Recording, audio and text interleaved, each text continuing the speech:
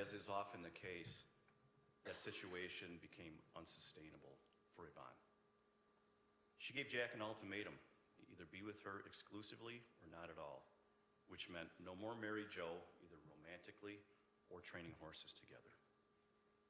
So Ms. Bailey was left without Jack as a romantic partner and also without the best horse trainer in the area. Horses were her life. Competing and winning these equestrian tournaments was her passion, and you'll see that by the number of awards she's received. And to have those two things snatched away from her by Yvonne was too much to bear. And so she waited outside her apartment on a dark December morning and shot her to death. I want to take you back in time to 1985. No cell phones with cameras, no surveillance video at neighboring businesses. If you had a phone, it was a landline. If you went into the ditch, you walked down to the nearest house, and you asked to use their phone. You did your banking by driving to the bank.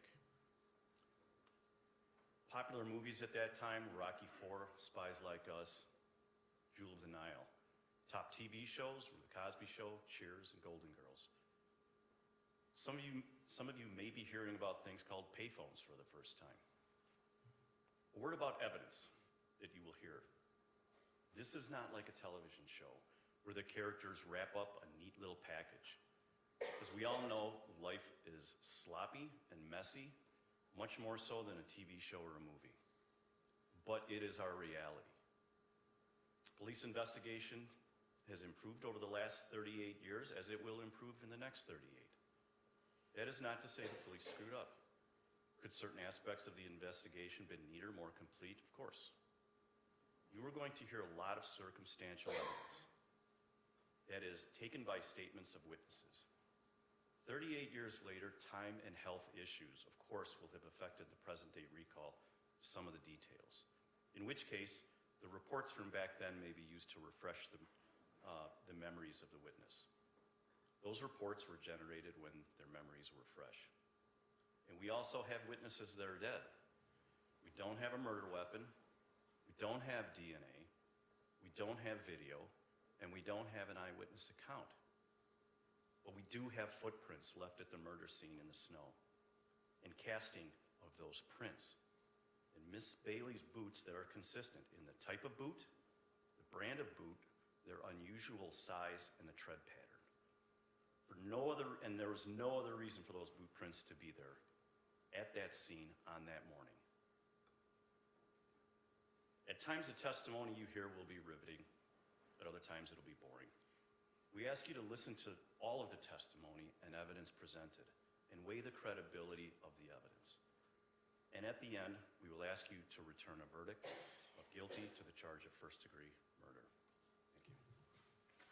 Thank you, Mr. Kemp. Mr. Sartorius, Ms. Burley.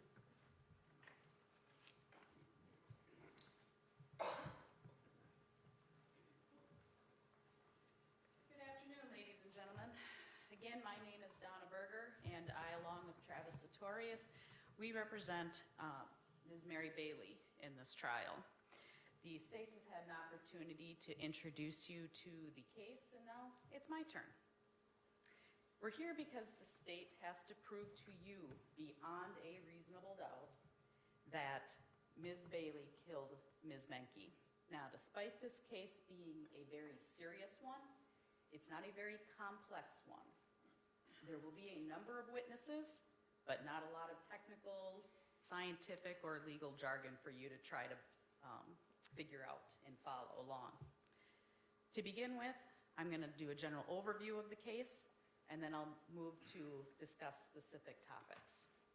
This testimony will show that Ms. Yvonne Menke was killed the morning of December 12, 1985. She'd gotten up that morning. She went downstairs to warm up her vehicle before going to work. Her daughter, who was up in the apartment, heard some loud sounds, and she assumed that they were gunshots. Unfortunately, it turns out she was correct. So she calls her sister, who lives 1 to 2 blocks away, and she asks if her brother-in-law can come over. Since her mother had not come back up to the apartment, she was worried. So then she calls her sister twice, and on the second phone call, she is told, well, call the police. She does. So then the police respond, they do find Ms. Menke, and then they launch an investigation. They search the surrounding area for any clues. They gather potential evidence. They do take into evidence some cigarette butts, a Coke can, and some boot prints. They talk to Yvonne's family and friends. The law enforcement fairly quickly focuses on Ms. Bailey. She had taken the day off of work previously to go Christmas shopping in Rice Lake. Her friend, you'll hear, named by the name of Linda Larson, calls her at 9 a.m. that morning because she had already heard about Ms. Menke's death. So she calls Ms. Bailey to let her know about it because she knew that Ms. Bailey was aware of Ms. Menke. The police do respond, and they also talked to Ms. Bailey. They talked to Mary's family and friends. They also go to her residence. They seize articles of clothing from her. And fairly quickly, again, their theory becomes stuck on the notion that Mary killed Yvonne because they had both been involved with the same man, Jack. So then law enforcement starts talking to a lot of people about those relationships. Eventually, the state does conduct a John Doe proceeding to explore the idea of charging Mary. However, those proceedings were suspended and never returned to. Throughout the course of the investigation, back then, law enforcement did check phone records, they tested multiple guns, they followed numerous tips, to no avail.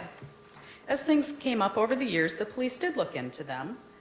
Nothing really pans out.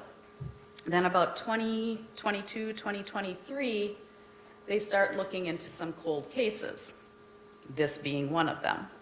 They start re-interviewing people in the case, and, well, most of them, unfortunately, as the DA said, some of them have already passed away, Jack Owen being one of them. A few of these people do add some stories to what they had told the police 38 years ago. However, there is no new direct evidence in this case. A lot of times when you hear about these cases being reopened and charging decisions, it's based on the police having found a link to DNA that was taken from the crime scene years ago, and now they've found a match. That's not what happened in this case. But nonetheless, the government charged Ms. Mary Bailey. Ms. Mary Bailey is an 81-year-old mother of one, grandma of two, and great-grandmother of three. She spent most of her life in Polk County. Her father passed away when she was 15, her mother when she was 25. She worked hard her whole life. You will hear that she was working at a bank at the time of Ms. Menke's death. In fact, she worked at that bank for 27 years. She became a CNA and then worked in a nursing home in Luck for another 10 years. After that, she worked for her sister for another 15 years before retiring. She still does work part-time occasionally, doing home health care, but that's only about 35 hours a week. That's part-time for Ms. Bailey. And as you will hear throughout, and the prosecutor already said, Ms. Bailey loves horses. She's a horse person. She raises them, she trains them, she rides them, she shows them. This all started when her dad put her on a draft horse at age 6. She participated in numerous organizations, including 2 saddle clubs. She served on their boards. She arranged events such as rides. She did participate in numerous fairs, and yes, she did place and has won numerous medals and ribbons. It was a passion she had shared with her husband and her daughter even. And as any proud mama, she loved watching her daughter ride in shows as well. She also participated as a 4-H leader and judge for many years. She wanted to pass on that passion for horses to other children, and she wanted to make sure that they knew what they were doing and that they were doing things properly. as I was saying, she spent a lot of time with horses, and so naturally, most of her friends and acquaintances are also horse people. You will hear that through the testimony as well. And it was this love of riding horses that led her to Arizona. She needed a place for winter riding, and as she got older, it wasn't as, we'll say, doable up here for her. Her horse friends told her about a place in Arizona that they went, so she decided to check it out. About 2014, 2015, she went down there, and she had started riding horses there in the winter. In 2016 she bought a park model, which I had to be told was like a double wide. Then in the winter of about 2022, 2023, she moved there permanently to enjoy the weather year-round and for health reasons. So first she just went there as a snowbird, and it wasn't until a year and a half ago that she moved there permanently. Now, relationships. Witnesses are going to testify a lot about relationships between various people. The two they're going to talk about the most are the relationships between Mary and Jack and Yvonne and Jack. The government is characterizing this as a love triangle, but in reality, it's more like a hexagon or an octagon or something of that nature. Testimony will show that all three of them have been divorced. They all had relationships with other people, and in fact, about the time of Ms. Menke's murder. In fact, testimony will show that Mary was with a Dave the night before Ms. Menke's murder, not Jack. You will in fact hear there's a disagreement about when Mary and Jack actually dated. Many of the witnesses will testify that they think that Jack and Mary were dating in 1985. However, you will hear from evidence from Jack himself that they hadn't dated since 1981 or 82. After dissolving that romantic relationship, Jack and Mary continued on with the business relationship. Now, this business relationship was, again, centered around horses. They trained them, they showed them, they helped each other. And so, of course, to do this, they had to go to each other's residences, because that's where the horses are kept, and they would go to fairs together, or they would talk when they were at the fairs.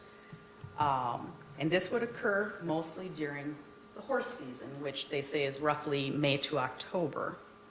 And this business relationship occurred for many, many years, both before and after Ms. Menke's death.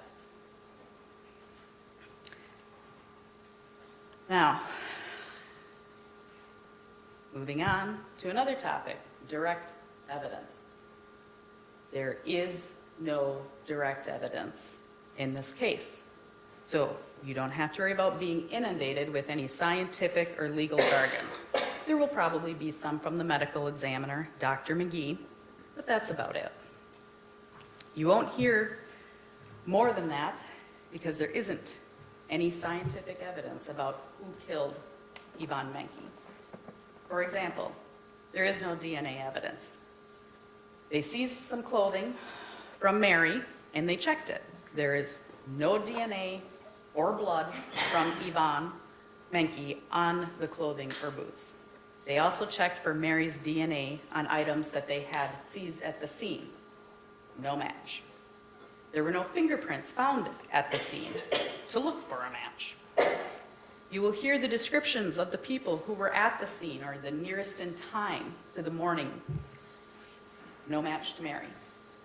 The murder weapon was a gun. Law enforcement did seize numerous guns over the years and tested them to see if they were the murder weapon. In fact, they seized a gun from Mary herself shortly after the murder and tested it. No match. They seized guns from her family and friends. No match. They recently even seized a gun from Arizona that had belonged to Mary. They tested that.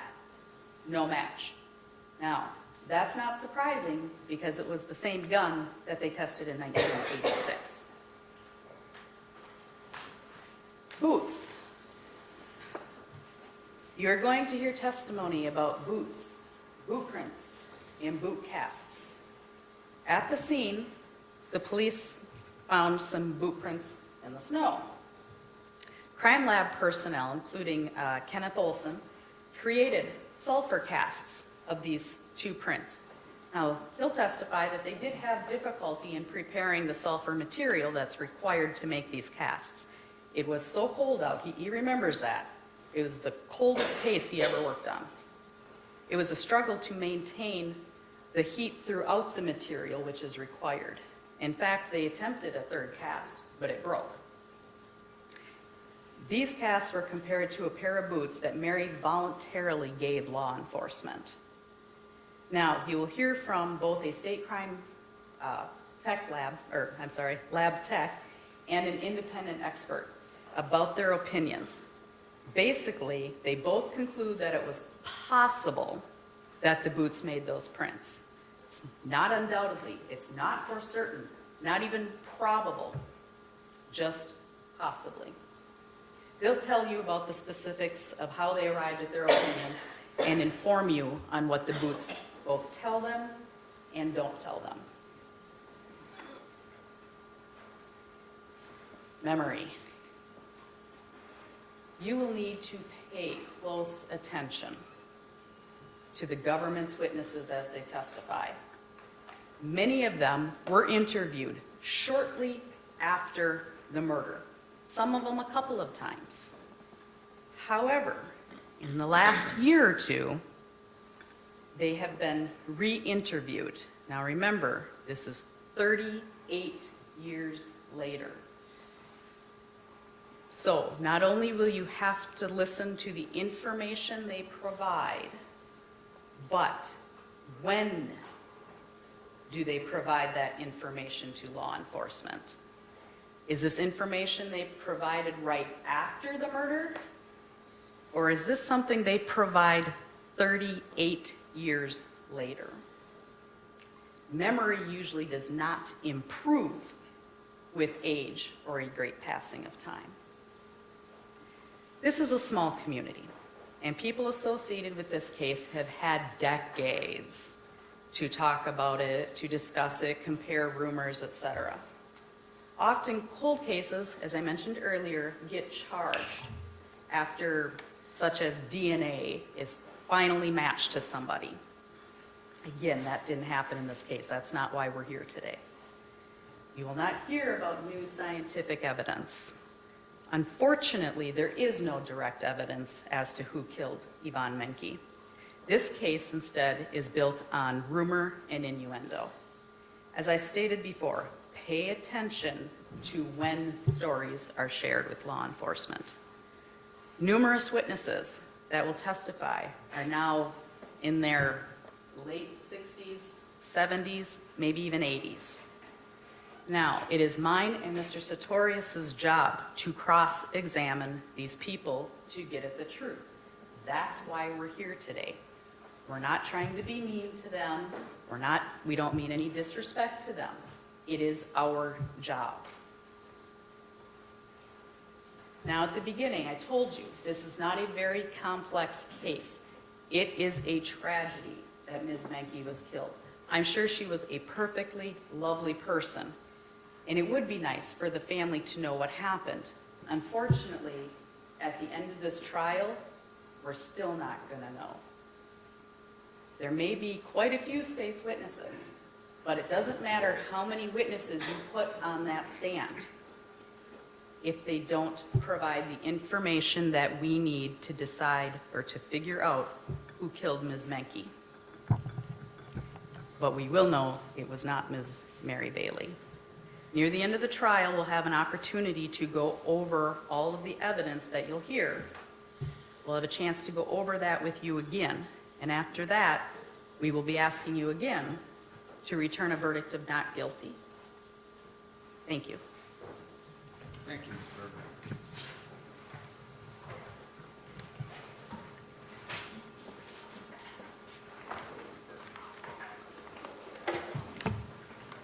All right, is the state prepared to call its first witness? Yes, Your Honor. State would call Julie Connors.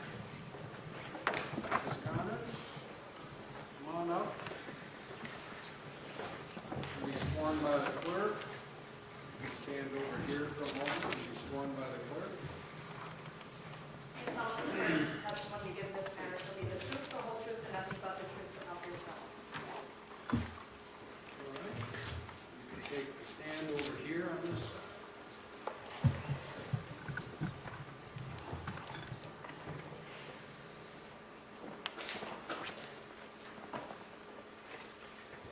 And just make sure you use the microphone so Okay. everybody can hear.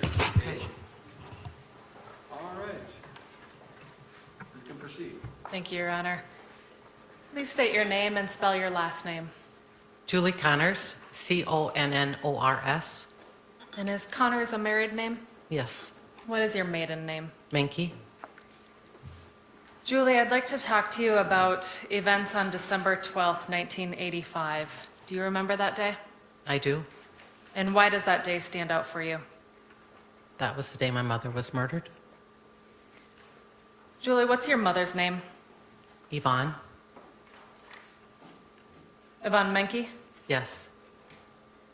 And I'd like to show you Exhibit 99, just so we know who we're talking about. And this is our chance to see how this process works through technology. Is the clerk able to pull that across?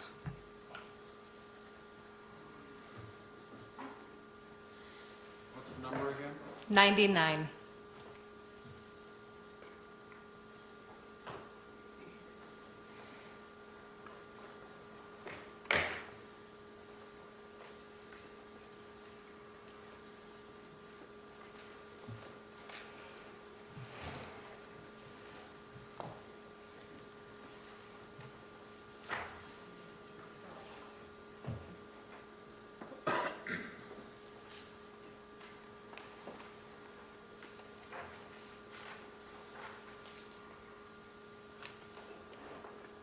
I don't see it yet.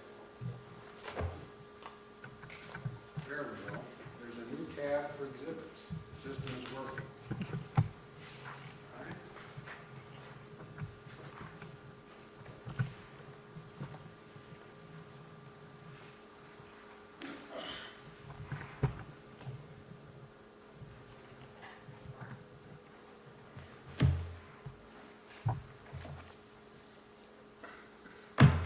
Let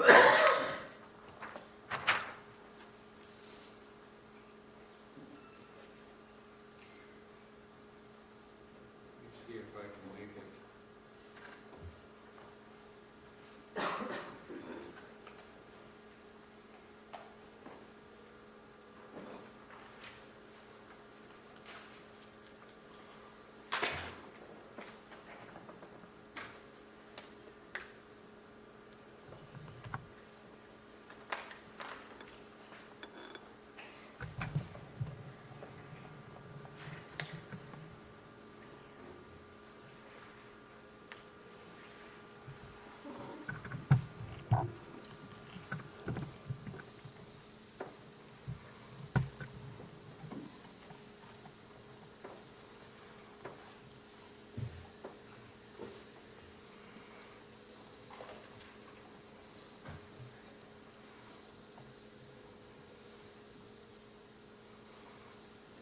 Well, I must confess, I'd like to get rid of the top part of that screen, but I didn't have a chance to practice this technology, so for now, that's what we have.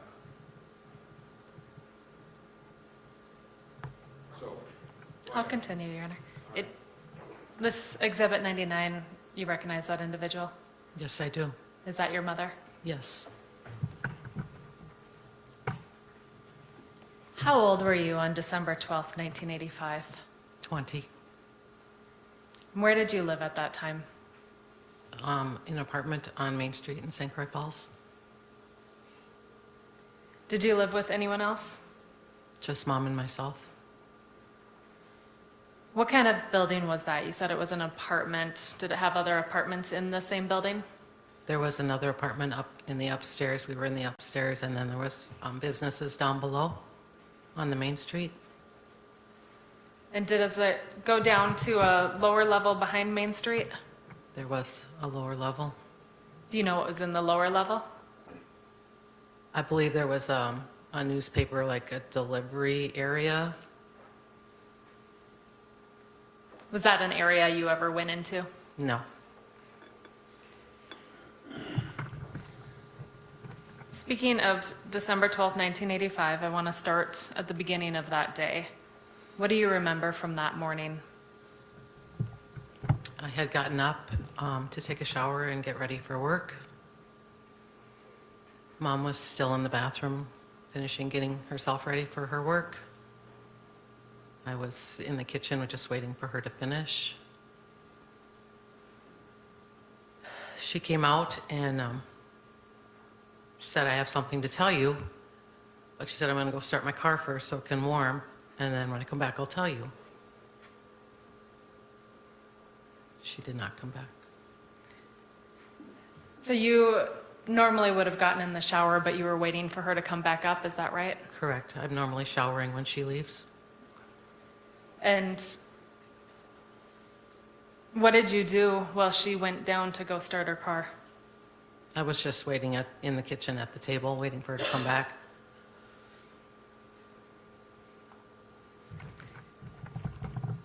Are you able to hear when she walks out the apartment to go down to start her car?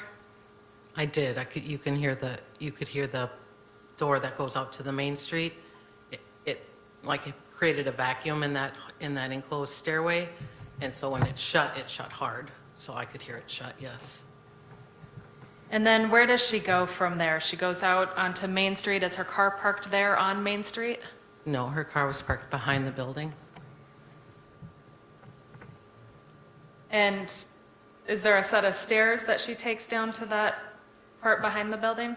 Correct. There's an enclosed outside stairwell that goes to the back parking area.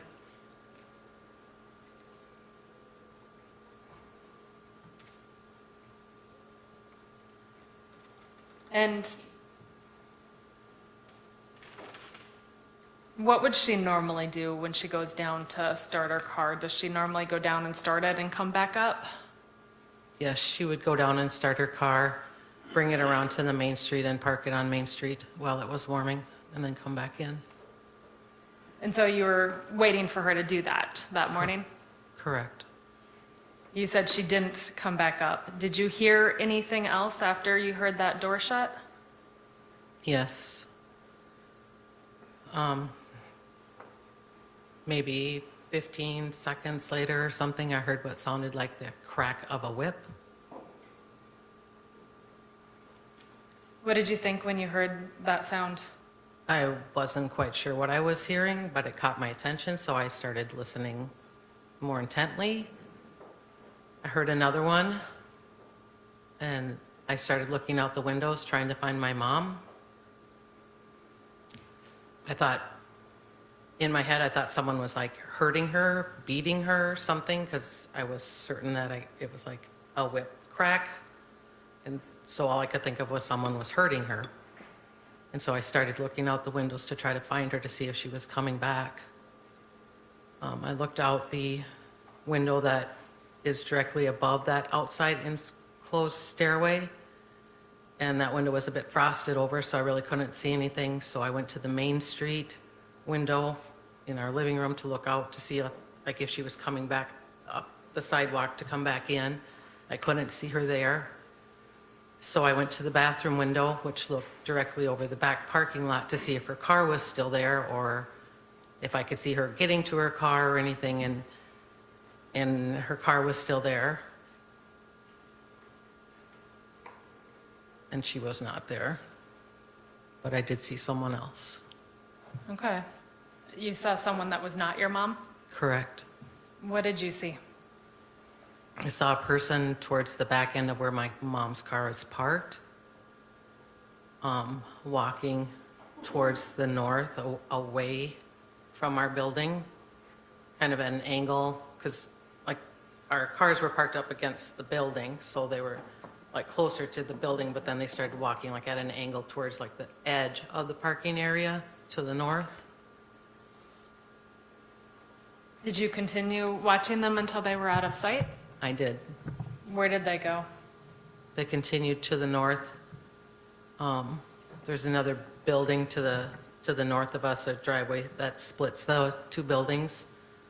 And there's a light pole back there, or a pole back there, and I could only see them as far as to like the back end of that other building, and then it got it was pitch black and I couldn't see them anymore. What time of morning was this? Roughly 6:20, 6:30.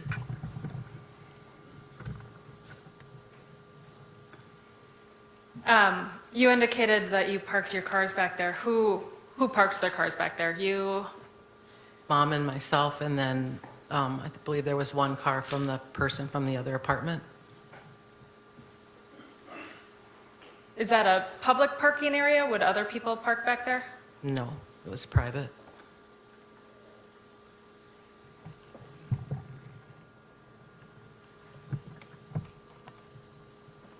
What did you do after hearing those sounds and observing someone did you recognize that person? I did not. So what did you do after hearing those sounds and seeing someone you didn't recognize? I went back into the kitchen and called my sister. And I asked her if she could have Keith come over and see if he could find Mom, because she had gone down to start her car and hadn't come back. And I had heard those sounds and I thought someone had hurt her. And I wanted him to come and see if he could find her. What's your sister's name? Sue, And Keith is her husband? correct? And how far away did they live from you? About a block.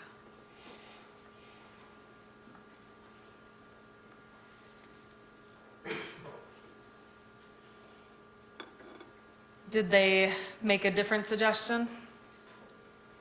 My sister told me to call the police. And I told her I didn't know the number, so she gave me the number, and then I called.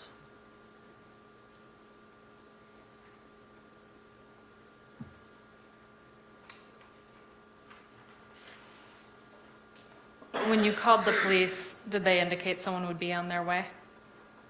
They did. I'm not sure if they told me it was Officer Severson would be coming or not. I can't remember for certain if that's what they said, but I knew someone was coming, and so then I went to the Main Street window and was watching and waiting for them to arrive.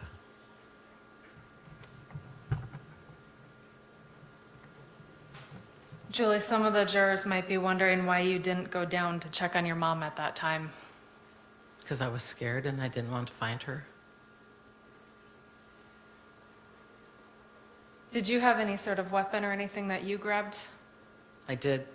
What did you grab? I have a small handgun. And so you kept that with you until law enforcement arrived? I did. Did you see an officer pull up? I did. And what did you do at that time?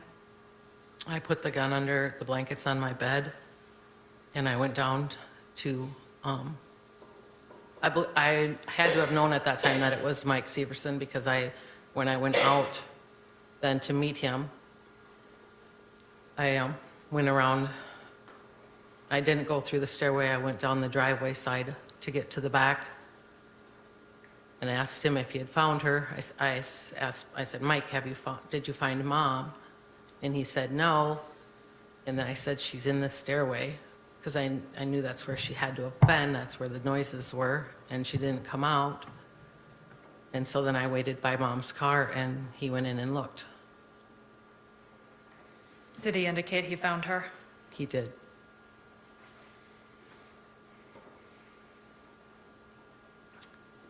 Law enforcement interviewed you about the events of that morning, correct? Yes. And you told them about your observations, in particular that person that you saw in the back, is that right? Yes. What do you recall about that individual? Like what they were wearing? Yeah, if you can describe what you remember. Well, like I said, they were like towards the back of Mom's car, walking north. Went like over towards the edge further, it continued to walk north. There was they were wearing a gray 3/4 length jacket, a stocking cap, what looked to be like a scarf or maybe like a big furry collar or something on the jacket. I felt like it was a scarf, and they were carrying a paper bag with handles or in their right hand. When you say a paper bag, would that be like a shopping bag? Yes, that's what I believed it to be, like a grocery bag. Were you able to see if the person was a male or a female? No,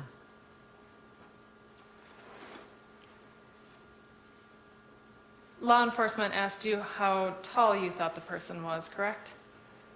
correct. Did you give them an idea as to how tall you thought the person was? I did. I told them, I believe I told them 5'9", as they asked me to compare it to one of the officers on scene. But I was looking down 3 stories. So you were trying to estimate the height of the individual that was 2 to 3 stories below you, is that right? Correct. Do you consider yourself a good judge of height? No, not at all.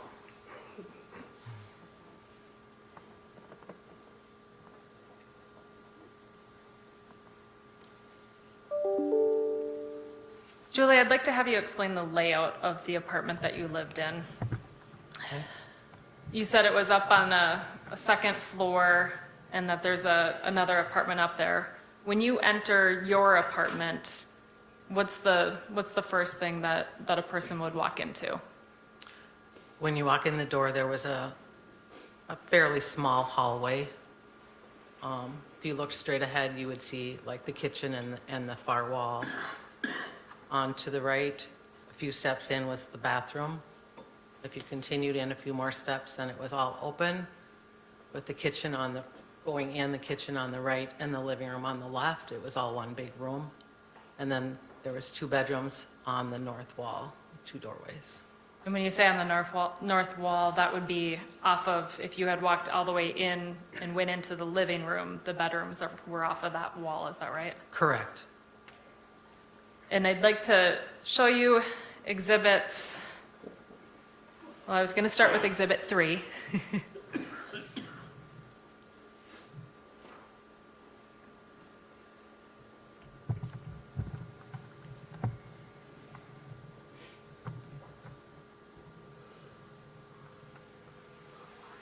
perhaps if you wanted to offer all of the ones that you're interested in presenting now, that way the clerk could bring them through. You just identified the numbers. Yep. So 1, 2, 3, 4, 5, 6, and 7.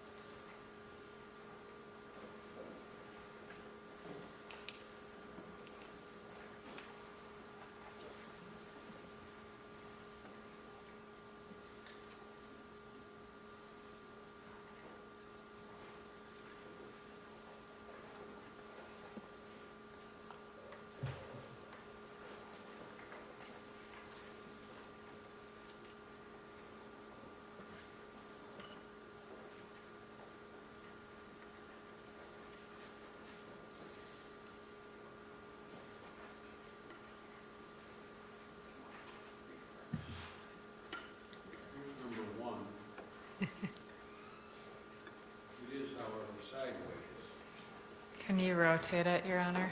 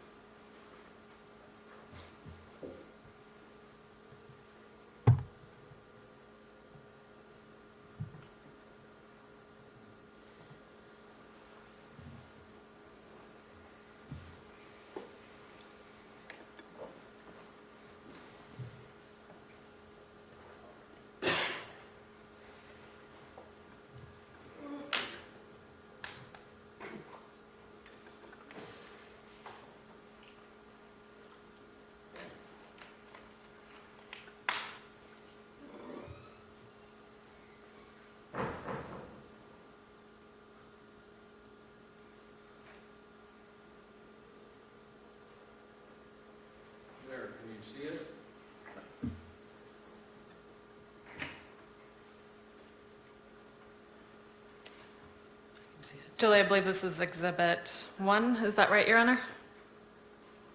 Yes. One thing I'll note, just for purposes of confusion going forward, these documents are marked as PDFs and the numbers don't match the exhibit numbers. So in other words, we're now looking at exhibit or PDF number 136, even though this is exhibit 1. So we may need to look at this system to try to find a consistency, or it's going to be difficult. But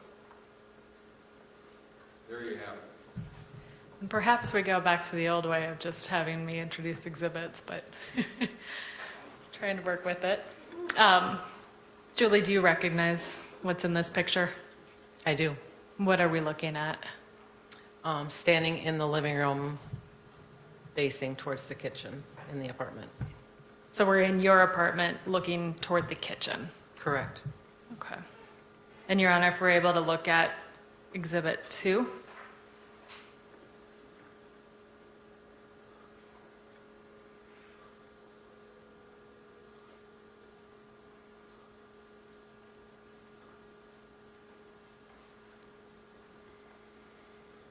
And that's also in that same living room, just a slightly different angle, is that right? Correct. And that doorway that's there, that's one of the bedrooms, is that right? Yes. And Exhibit 3, Your Honor?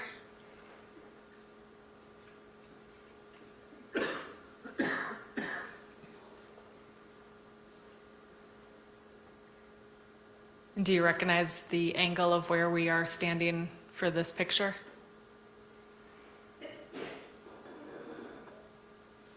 It's like the main door to go into the apartment with the bathroom on the right and the kitchen straight ahead. Thank you. And 6 or 7, Your Honor?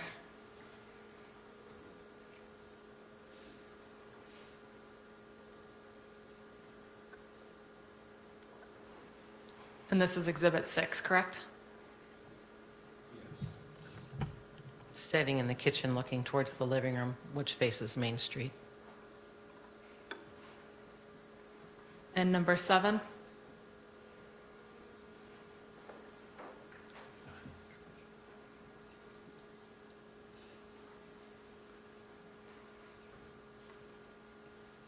Do you recognize the angle of where this would be?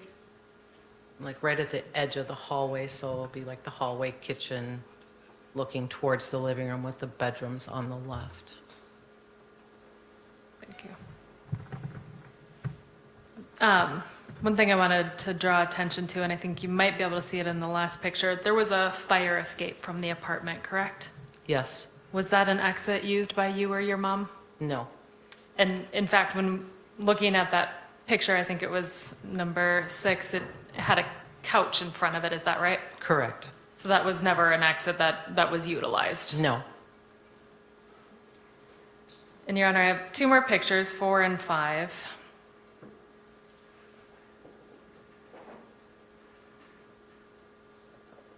Do you recognize what angle, what we're looking at here?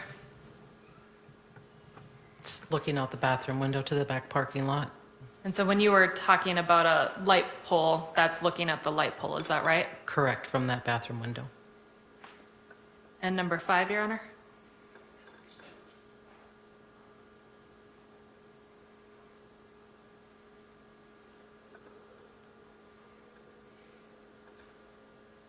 Is this out the same bathroom window looking down at the cars? Correct, looking the opposite direction towards the cars. Thank you, Your Honor. Julie, you recently had an opportunity to see the current layout of the apartment, correct? Yes, I did. Is it the same layout as we just looked at? It is not. Can you describe what the major differences are?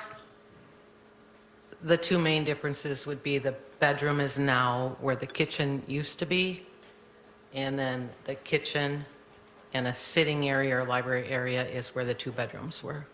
Okay. Is the bathroom still in the same location? It is.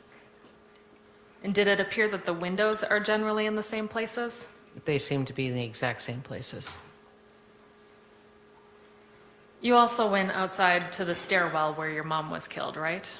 Yes, I did. Did you notice anything different there? At the bottom of that stairwell, it is now open with like a cement slab sitting area. That was not there before, and that was there was a wall there, it was closed off.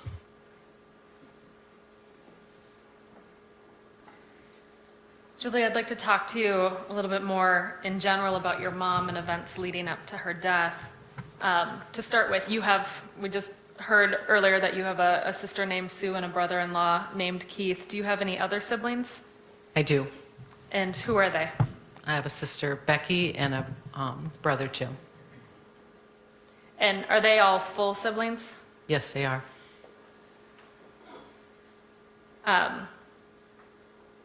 You all share the same dad. Was your mom married to your dad? Yes, And did they get divorced? they did.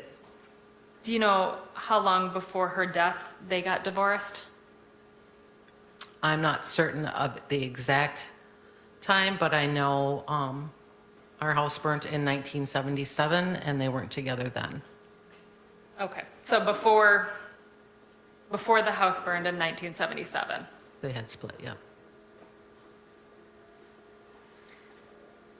Was your mom dating anyone when she was killed? She was. And who was she dating? Jack Owen. How long had your mom been dating Jack? They were together in 77.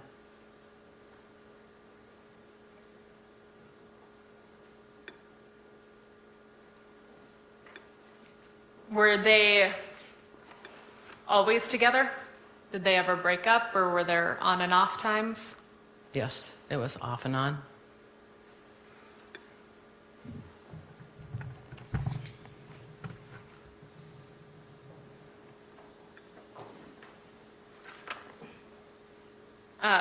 When they were together, did you see them at your apartment? When you guys were Yes. living in the apartment? How long had you lived in the apartment? I'm not certain. Probably like at least 5 years. And Jack would come over to the apartment? Yes, Do you know, did your mom regularly go over to where Jack lived? yes, Did Jack come to family functions? he did. And I'd like to show you a few additional photos. They're exhibits 8, 9, 10, and 11.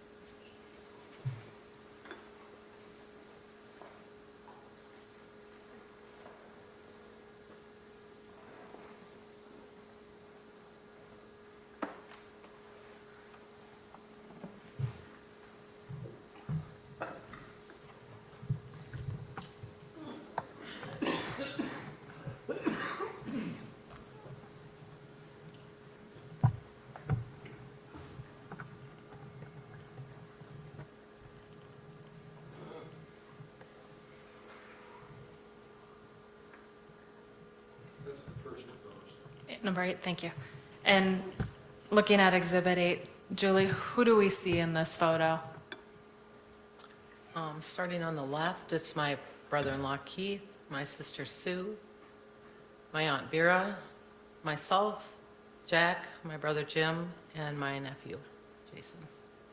And your nephew would be Sue's son, is that right? Correct. And holding your nephew then, you said that's your brother Jim? Yes, And behind Jim is Jack? yes, And you're in the back?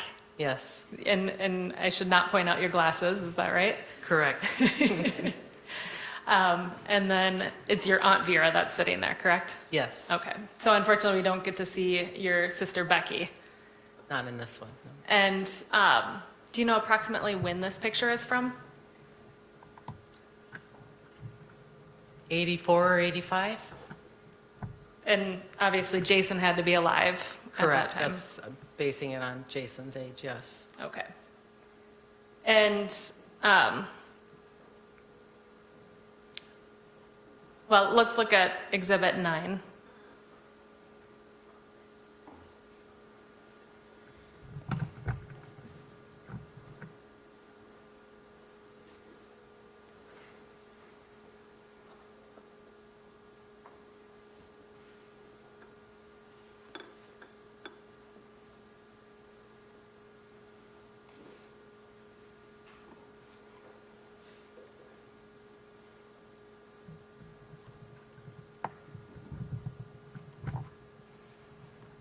And who do we see in this photo?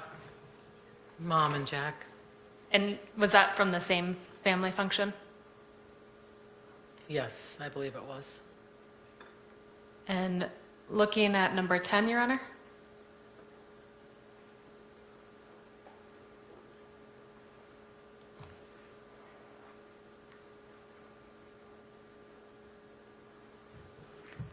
Is that Mom and Jack again? Yes, And that looks like it's a different function. yes, And number 11, Your Honor?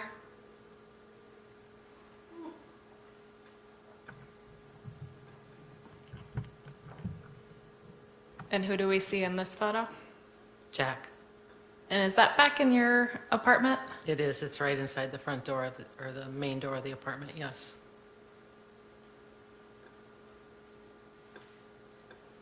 And Your Honor, that's it for the exhibits. You indicated that your mom and Jack were off and on. To your knowledge, was your mom dating anyone else in that time just before she was killed? No, To your understanding, was Jack dating anyone else at that time? Objection, foundation.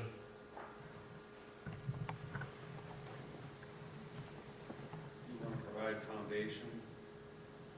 I'm going to sustain that in terms of foundation. You want to provide additional foundation? Did you ever see Jack with any other individuals? I don't think so, no.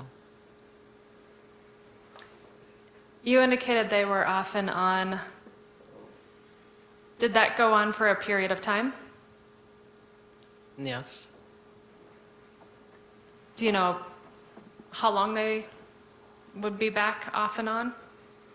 Did that start back in 77 or later?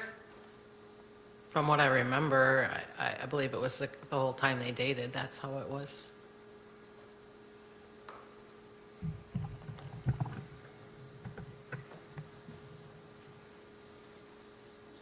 Did you talk to law enforcement about who you thought could have killed your mom? Yes, I believe I did. Who did you talk to them about? Mary Jo, And who was Mary Jo?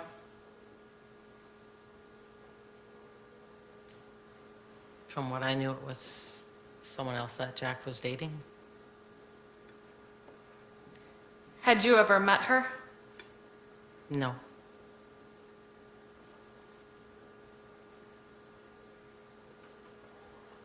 The night before your mom was killed, did you know what she was doing? I knew she was with Jack for his birthday, but I didn't know if they had gone out or gone to his house or his parents' house, or I knew they were together. I didn't know what they were doing.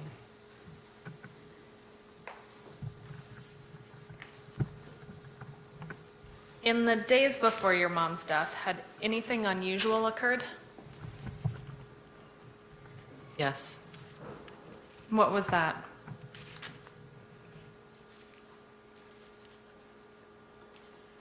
a day or two before she was killed, I had received a phone call one morning.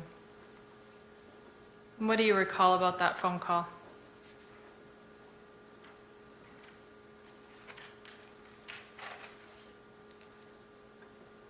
There was a woman on the phone, and she asked me if my mom was home. And I said, no, you just missed her. And she said, did she already leave for work? And I said, yes.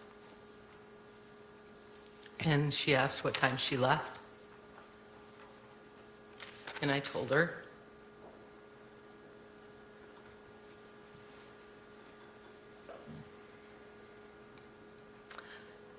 And then she just said, I'll just try to get a hold of her tonight. And she hung up.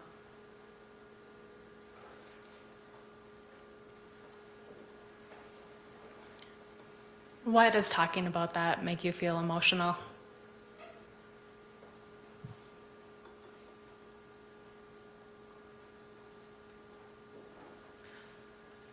Because I feel the caller was the person who murdered my mom, and I told her everything she wanted to know to make it happen.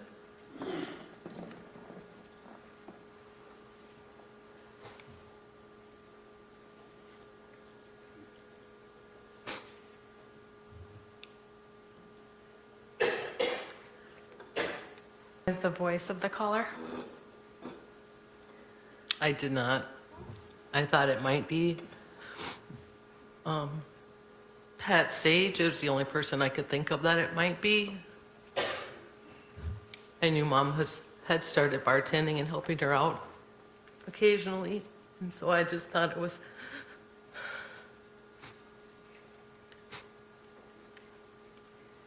I thought it was Pat wanting to know if Mom could work for her.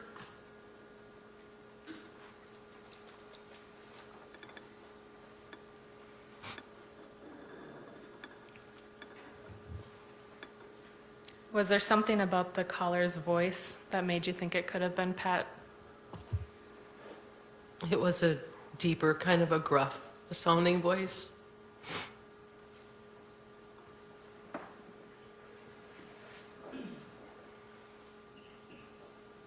And was there anything about the phone call itself that gave you an idea of where the call might have been coming from?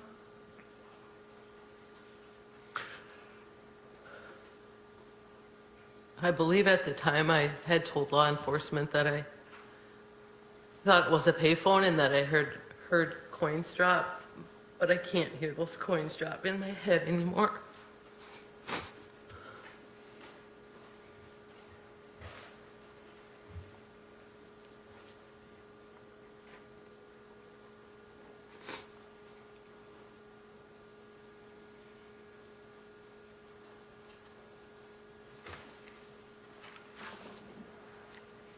At the time, law enforcement had you listen to a call they made with Mary Jo Lunsman, correct? Correct.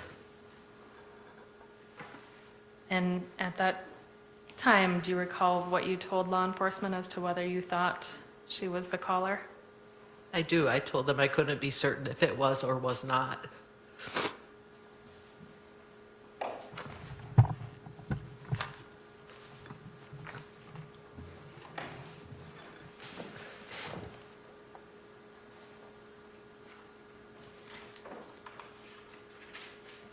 It sounds like you still play that call in your head. Is it possible that it was someone disguising their voice when they called? Objection. Speculation. Sustained.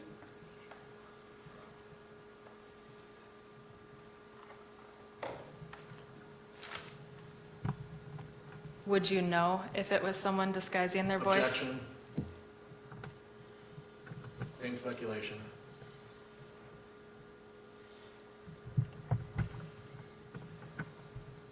She can answer the question to determine whether or not she has any ability to assess that question. So, the objection is overruled. I can answer the question again. Would you know if the person was disguising their voice? I don't think I would be able to know.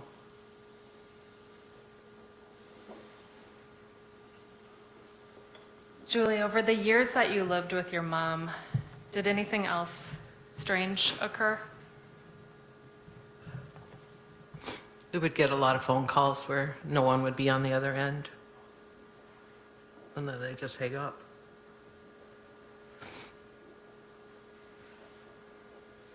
Do you know or remember the last time there was a call like that before your mom was killed?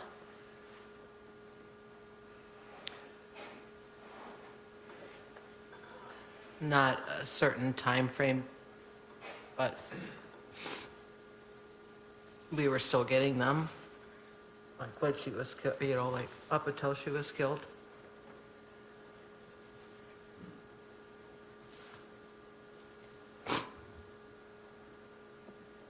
After your mom was killed, did you continue to live in the apartment? I did not. Did the phone calls follow you to wherever you lived next? No.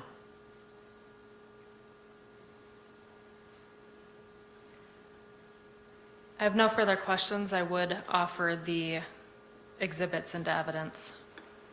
All right, the exhibits in question are 99-1 through 11. Is there any objection to admitting those? No objection. All right, so they will all be admitted into evidence.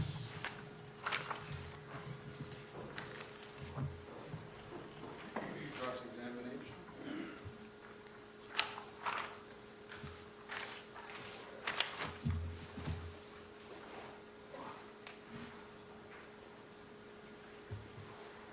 Turn this around a little bit.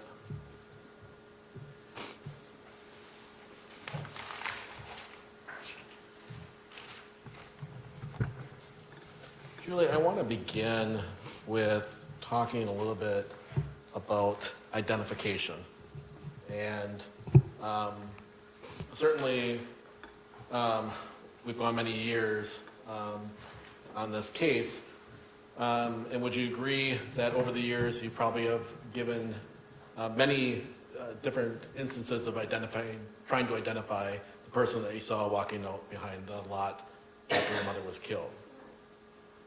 Let me shorten the question.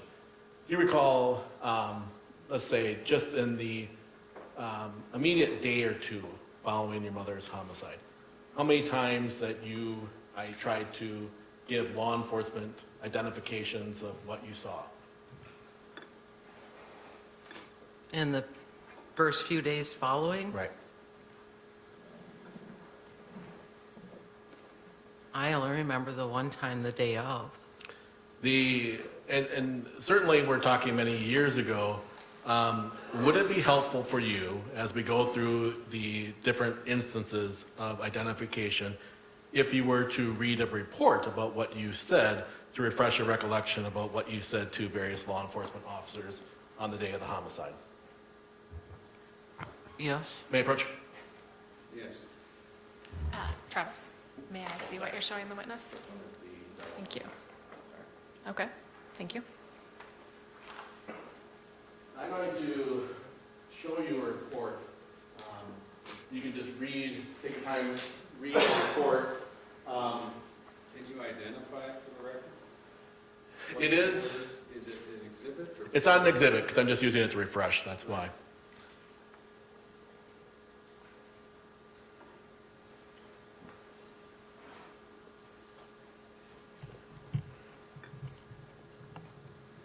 Are you done? Okay. The first instance that I want to talk about is the first 911 call to law enforcement. And you had testified earlier that you were unsure of whether the person at that time was a male or a female, correct? Correct. Okay. Now, reading that report that you have in your hand, does that refresh your recollection about whether or not initially, at the time that you reported what had happened in 911, whether or not you actually provided a gender of the individual that you thought you saw behind the car going down the alleyway?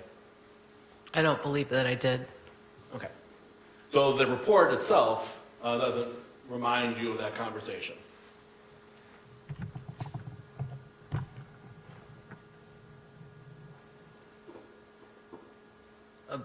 I guess I don't quite understand what you... Sure.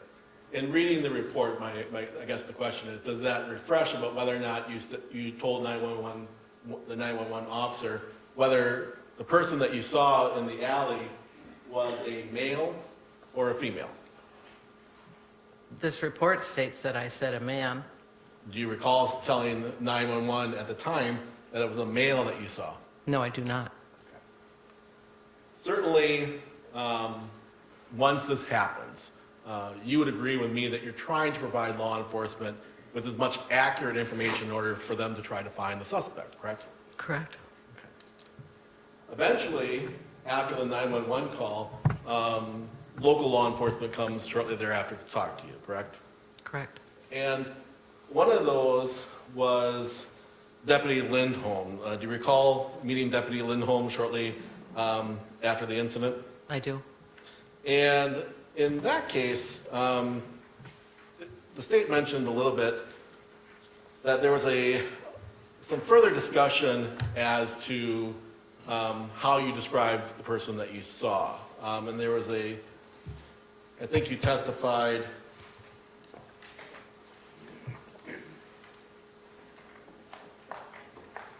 at that time that you thought the person was 5'9", is that fair?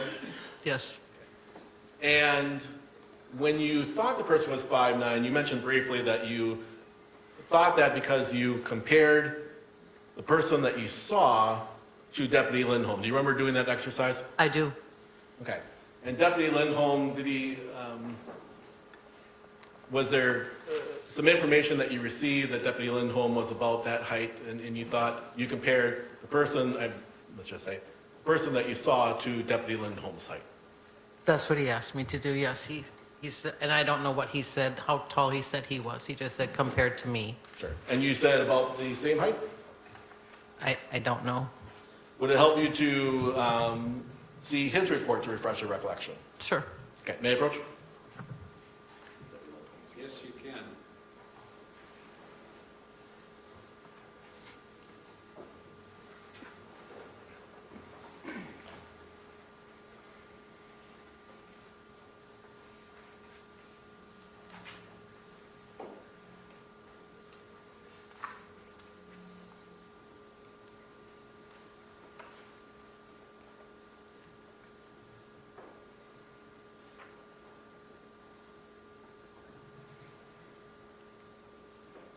Okay. So now that you've seen that report, going into the context of size, et cetera, do you remember a little bit more of the conversation you had with Deputy Lindholm? I remember the conversation. I guess I just didn't remember that I said the same as him. I didn't know what his height was. Okay. And one of the things, I guess, that is said during this conversation is you give a description that not only says 5'9", but you also say that the person is broad. Do you recall mentioning that? I do. I told him I felt like the person had broader shoulders, but then I said, but not, I also said basically not a big person. Not a big person, right. Broad shoulders, 5'9", however. You also mentioned at that time, as you testified earlier, gray coat and scarf, right? Okay. So that is identification number 2 with Mr. Lindholm. So first one, we've gone through is a description of the 911. Second one is with Mr. Lindholm. The third one that I want to talk to you about is a conversation that you had with a special agent on December 13th of that same year. Again, you may not recall, and so if it may help you, again, do you mind if I approach and show you this report as well? That's fine. You can proceed. This one might be a bit longer. I'm highlighted a bit on page 2, but I did it on page 3.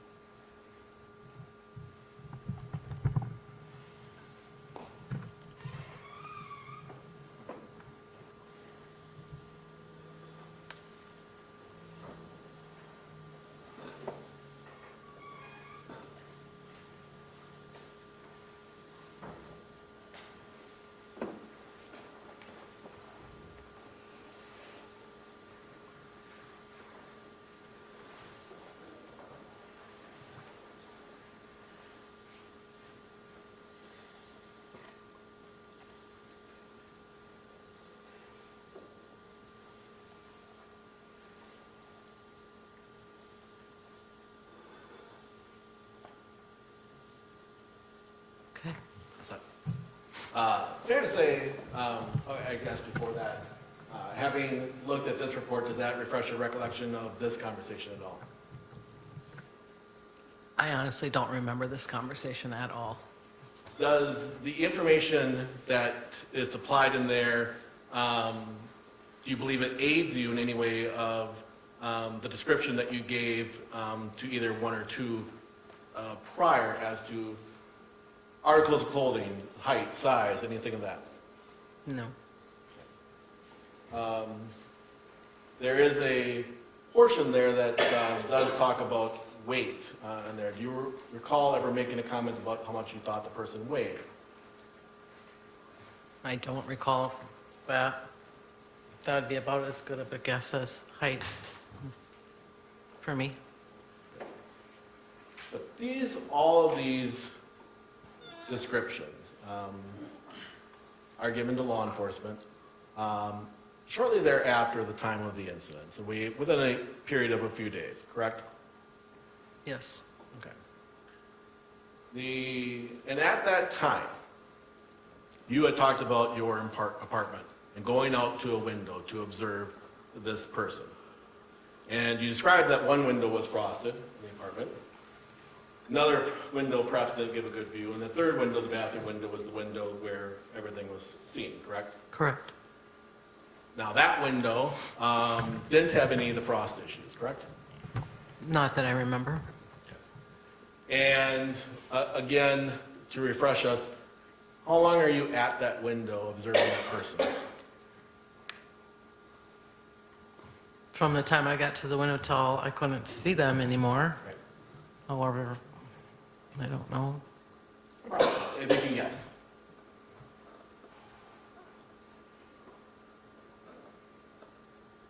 Ten seconds at the most, maybe?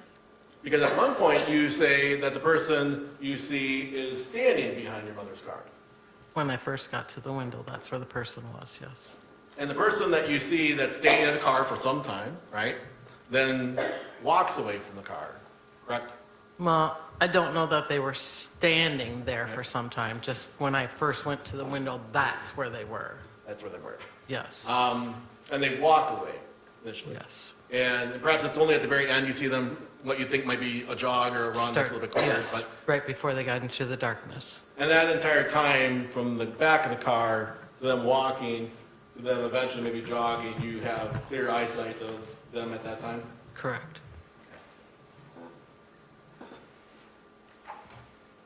You remember testifying at the John Doe hearing about a year and a half later? I remember the hearing.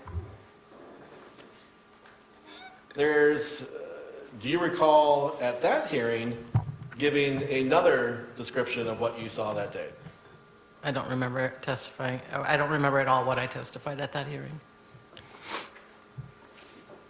If I could show you the report, again, would that refresh you perhaps?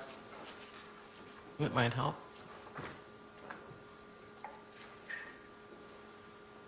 I'm drawing your attention to page 16 in the middle.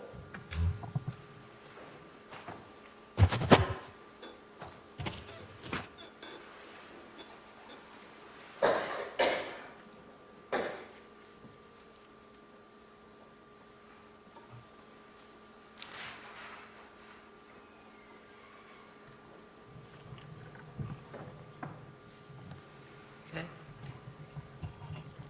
So now under sworn testimony, do you recall now what testimony you gave as to the height of the individual?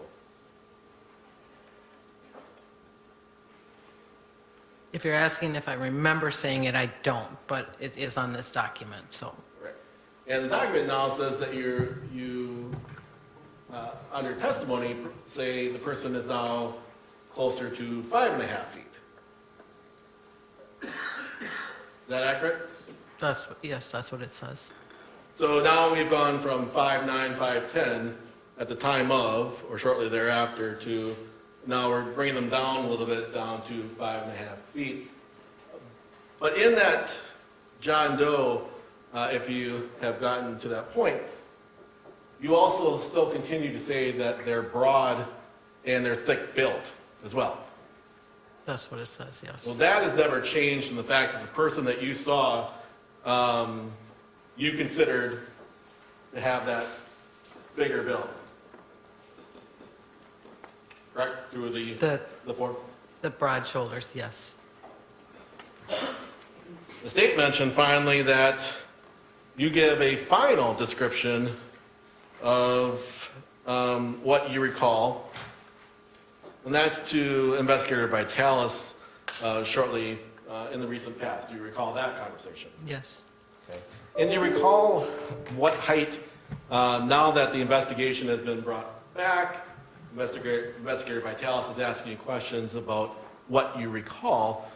What height do you recall, do you remember the person being, as you told to Investigator Vitalis? You remember the height that you described, how you described the person? I don't, except for I remember the 5'9" from the original. So I'm guessing that's maybe what I said to him? Can I approach again? Yes. Can I approach? No objection. I was looking for the date. Oh, Yeah, thank you. You can approach. thank you.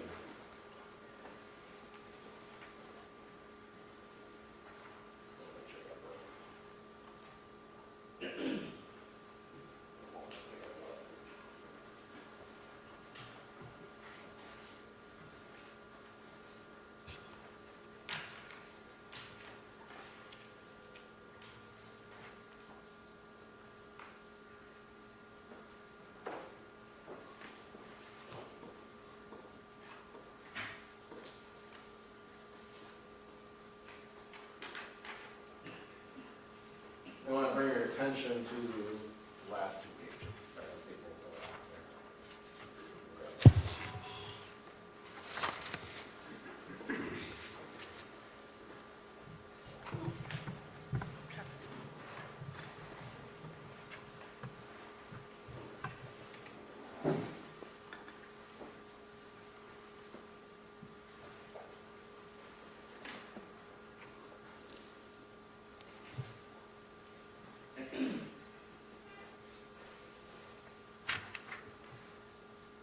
Okay.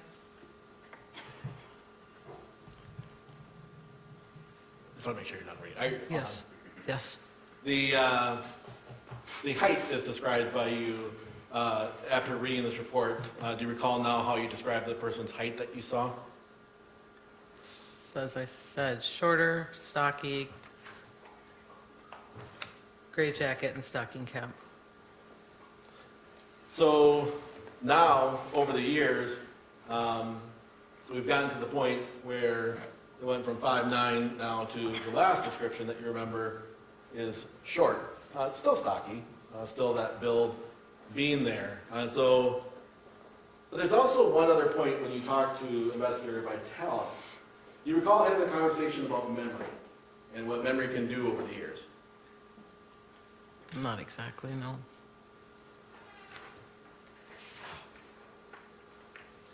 I may approach again. Yes.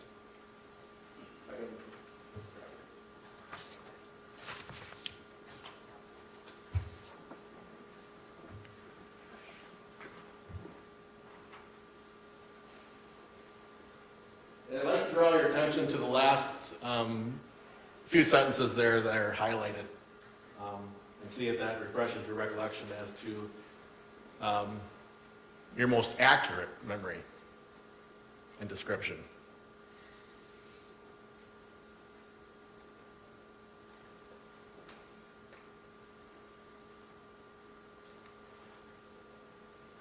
Okay, what was the question now? Sure. Let me re-ask the question.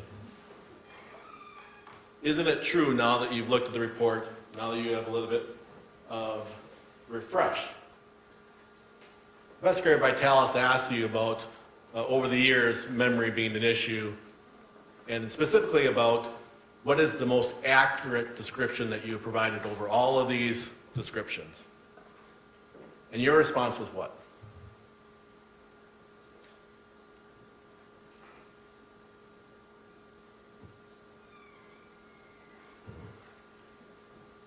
fair to say the description she provided law enforcement on the day of the homicide was the most accurate description? And I said yes. So the most accurate, as we circle all the way back to the beginning, 5'9", 5'10", broad. That's the description, and perhaps male or female, we'll certainly talk about that later, but the gender, the height, the size, you agreed with, that is the most accurate description of the person you saw. Correct? Are we going on the gender? Because I still don't believe I said. Fair enough. To be determined, we'll just say on that. But certainly the size and the build is what you recall. On the day of, yes, I said, comparing to Dave Lindholm, 5'9", and broader shoulders.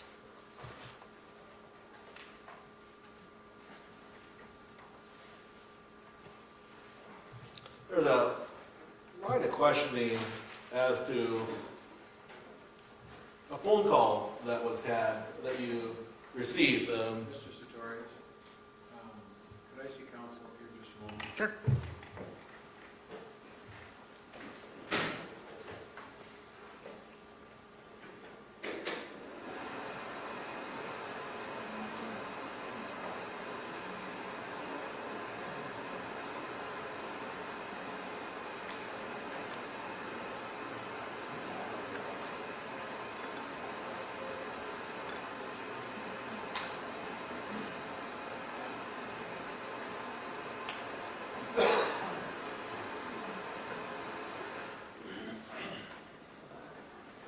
All right. In the interest of giving everybody a break, the bathroom and otherwise, we're going to take a short recess here to allow the jury and others to take that break.